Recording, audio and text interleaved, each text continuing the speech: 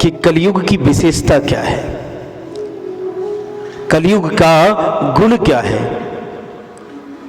महाराज आप लोग तो कलयुग के अवगुण अनेक प्रकार से सुने होंगे और आप लोग बात बात में बोलते भी हैं महाराज ये कलिकाल का प्रभाव है। महाराज इस कलिकाल में एक सबसे बड़ा गुण भी है। हमारे गोविंद कृपा के सागर हैं, दयालु हैं। क्यों? न जाने कौन सी बात पे दयानिधि रीझ जाते हैं। भगवान का नाम दयालु क्यों, कृपालु क्यों? भगवान को हम दया का सागर क्यों कहते हैं? भगवान हजारों अवगुणों को देख करके केवल एक गुण को देख करके जीव के ऊपर कृपा कर देते हैं। देखो उस पूतना को, जो पूतना आई थी भगवान को अपने स्तन में जहर लगाकर मारने के लिए, जिसका काम भी अच्छा नहीं, जिसका भोजन भी अच्छा नहीं, जिसके विचार भी अच्छे नहीं, वो पूतना जब भगवान को मारने के लिए आई तो भगवान क्या सोचते हैं, क्या विचार करते हैं कि ओहो काम तो ये वही करेगी जो एक माता अपने पुत्र के लिए करती है। आई तो मारने हैं लेकिन पहले तो अपना स्तन पान कराएगी। अहो भकीयम स्तन कालकूटम जिंघांसयापा यय प्रसाद्वी। अहो बकीयम, देखो इस बकी पूतना को आई तो गोविंद को मारने के लिए है, लेकिन परमात्मा इसके मारने के भाव को ना देख करके इसके एक छोटे से गुण को देख लिए, जबकि ये इसका गुण नहीं है। अवगुण को ही भगवान ने गुण बना लिया और वो गति प्रदान कर दी। लेभे गतिम धातृचितम तथोन्यम, जो गति माता यशोदा माता देवकी को बाद में देंगे, आज वो गति मेरे कन्हैया ने इस पूतना को अभी ही दे दिया। इसीलिए तो मेरे गोविंद का नाम है दयालु। भगवान ना जाने किस बात पे रीझ जाए। हम मानवों के अंदर अनेकों अवगुण हैं महाराज, कई प्रकार के अवगुण हैं, लेकिन मेरा गोविंद उन सारे अवगुणों को छोड़ करके केवल हमारे अंदर एक गुण को देखता है, केवल एक गुण को ढूंढता है।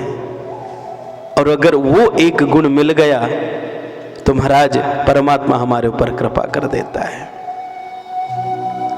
तो कलयुग में अनेकों अवगुण हैं, बिल्कुल सत्य बात है, लेकिन कलयुग में एक सबसे बड़ा गुण भी है। हमारे गोस्वामी तुलसीदास जी ने कई इसके गुणों के ऊपर दोहे चौपाइयां लिखा है।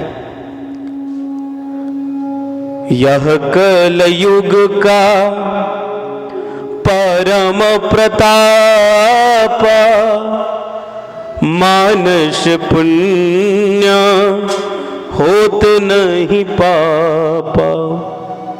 कलयुग का सबसे बड़ा गुण क्या है महाराज? यह कलयुग का परम प्रतापा। इस कलिकाल में मानस पुण्य, मन से किए हुए पुण्य तो मिलता है, लेकिन मन से किए हुए पाप नहीं लगते हैं। मानस पुण्य अर्थात अगर आपने मन मानसिक भगवान की पूजा कर लिया।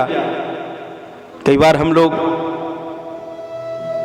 अपने कार्यभार में नित्य क्रिया करने से समय नहीं मिला तो भगवान का नाम जप पूजन नहीं कर पाते हैं, तो मानसिक पूजा कैसे करें? मान लीजिए हम किसी कार्य बस ट्रेन में सफर कर रहे हैं और ट्रेन में सफर करते करते सुबह हमारा ट्रेन में ही हो रहा है, फिर क्या करना? तो केवल मात्र अपने सीट में बैठ करके नेत्र बंद करना है और नेत्र बंद करके मानो स्मरण करना है कि आज हम गंगा स्नान कर रहे हैं, और गंगा स्नान करने के बाद आए हैं तो अपने ठाकुर जी को भी थोड़ा जल लेकर के आए और उनको स्नान करा रहे हैं। रसोई में जाकर के बढ़िया सुंदर भोजन बना रहे हैं और भोजन बना करके ठाकुर जी को बढ़िया स्नान करा के वस्त्र अलंकार चंदन टीका इत्यादि करा करके बड़े सुंदर सजा के ठाकुर जी को दिव्य भोग लगा रहे हैं। और भोग लगाने के बाद ही हम अपने इष्ट और अपने गुरु मंत्र को वहीं पे बैठे बैठे स्मरण कर रहे हैं। महाराज आपने स्नान किया नहीं, गोविंद को स्नान कराया नहीं, लेकिन फिर भी आप मन से कर रहे हैं तो आपको इसका पूरा पुण्य मिलेगा। जितना पुण्य आपको अपने कर्म से हाथ से किए हुए मिलेगा उतना ही पुण्य आपको मानसिक पूजा का भी मिलेगा। अगर समय का अभाव है तब, लेकिन ये मानसिक पूजा हो गया, इसको मानसिक मानस पुण्य। लेकिन अगर आपने मन से पाप किया, कैसे पाप किया महाराज? आपको मान लो आपकी किसी ने बुराई किया और आपने विचार किया कि मुझे जाकर के उस आदमी को मारना है। मारना ही नहीं है, अभी तो उसको जान से मार देना है। आपने मारा नहीं, अभी बस विचार किया है कि मुझे मारना है। और यदि आपने ऐसा विचार किया कि मुझे मारना है तो क्या होगा महाराज? विचार करने मात्र से आपको पाप नहीं लगेगा। ये कलिकाल का सबसे बड़ा प्रताप है। यह कलयुग का परम प्रतापा, मानस पुण्य होत नहीं पापा। कलयुग केवल नाम आधारा। महाराज बड़े बड़े संत, बड़े बड़े अमरात्मा जो सतयुग त्रेता में तपस्या करते करते उनके शरीर में दीमक लग जाया करते थे, लेकिन फिर भी भगवान का साक्षात्कार नहीं होता था, भगवान की सरलता से कृपा प्राप्त नहीं होती थी। अपना पूरा जीवन भगवान की तपस्या में लगा देते थे। लेकिन कलिकाल के प्राणियों को तो केवल मात्र काम करते चलो, नाम जपते चलो। तुलसीदास जी कहते हैं अगर हरि को प्राप्त करना है तो कर से कर्म करो विधि नाना और मन राखो जहां कृपा निधाना। आप अपने हाथ से अनेक प्रकार के कर्म करते रहें, लेकिन मन गोविंद के चरणार वृंद में लगा लें, आप इस भव सागर से पार हो जाएंगे। कलयुग केवल नामाधारा, केवल मात्र नाम मात्र है। अगर आप तपस्या नहीं कर सकते, दिन भर पूजा नहीं कर सकते, आपके पास समय नहीं है, कोई बात नहीं। जो भी परमात्मा ने आपको काम दिया है वो आप काम करें। लेकिन काम करते करते महाराज, आप काम करते करते महाराज क्या करें? केवल मात्र गोविंद का नाम स्मरण करें, परमात्मा के नाम को स्मरण करते करते रहें। और नाम स्मरण करने से महाराज आप इस भव सागर से पार हो जाएंगे।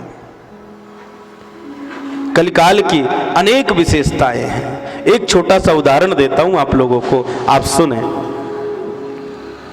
आप लोग देखते होंगे कि जब हम लोग 10वीं में थे या 12वीं में तो हर 3 साल में सब्जेक्ट चेंज हो जाते हैं। हमारे साथ पढ़ने वाले कुछ होशियार बच्चे रहते हैं और कुछ कम होशियार रहते हैं और कुछ बहुत ही कम होशियार, अर्थात होशियार हटा दिया जाए। तो 1 साल फेल हुआ क्योंकि पढ़ाई नहीं आती, पढ़ाई नहीं करता। दूसरे साल फेल हुआ। तीसरे बार जो उस स्कूल के टीचर अध्यापक रहते वो सब चिंतित हो जाते कि जब ये जिस सब्जेक्ट को 2 साल पढ़ा फिर भी पास नहीं हुआ, तो अगर इस बार फेल हो गया तो जीवन में कभी पास नहीं होगा। तो क्या करना? तो सोचते हैं कि स्कूल की नाम बदनाम ना हो, हम अध्यापकों का नाम बदनाम ना हो, इसलिए इसके लिए क्या किया जाए? बोले इसको कुछ न कुछ हम लोग ही सहयोग करके इसको कभी किसी भी प्रकार से इस स्कूल से बाहर किया जाए। तो अध्यापक लोग ही कुछ न कुछ उसे प्रश्नों को उत्तर दे करके उसे स्कूल से निकालने की कोशिश करते हैं। तो जो जिनमें थोड़ी होशियारी होती है वो जो सर ने बताया उसको फटाफट लिख लेते हैं और उससे आगे निकल जाते हैं। और लेकिन जो पूरे ही मंद बुद्धि हैं उनके लिए महाराज क्या, आप पेपर भी लिख दोगे तो भी उसको फाड़ करके फेंक देंगे। उसी प्रकार महाराज हम लोग हैं। हम लोग सतयुग में भव से पार नहीं हुए, हम लोग त्रेता में भव से पार नहीं हुए, हम लोग द्वापर में भव से पार नहीं हुए, इसलिए भगवान ने हम लोग सबसे मतलब थर्ड कैटेगरी के लोग हैं जो कि सतयुग त्रेता द्वापर में भगवान को प्राप्त न कर सके, इसलिए भगवान ने हम सब के ऊपर कृपा किया। क्या कृपा किया? बोले ये तो तपस्या करने से रहे, अगर इस कलिकाल में केवल नाम स्मरण कर लें तो ये भव सागर से पार हो जाएंगे। तो कलयुग केवल नाम आधारा, सुमिर सुमिर नर उतर ही पारा। महाराज अगर हम इतने में भी इस भव सागर से पार नहीं हुए तो फिर हम संसार में उसी मंद बुद्धि बालक के जैसे हैं जिसका पूरा पेपर उसके अध्यापक ने लिख दिया हो और वो पेपर को फाड़ करके फेंक दिया हो। इसीलिए महाराज आप लोग जागे, अपना काम करते रहें। तपस्या करने के लिए समय नहीं है तो भी चलेगा, केवल मात्र आप जो काम में हैं, किसी को फैक्ट्री का काम है, किसी को दुकान का काम है, किसी की नौकरी है, किसी का व्यापार है, व्यापार करते हैं लेकिन मन सा स्मरण परमात्मा का करते रहे। ऐसा अगर करेंगे तो शीघ्रातिशीघ्र कलयुग केवल नामदारा, सुमिर सुमिर नर उतरे पारा, आप इस भवसागर से पार हो जाएंगे।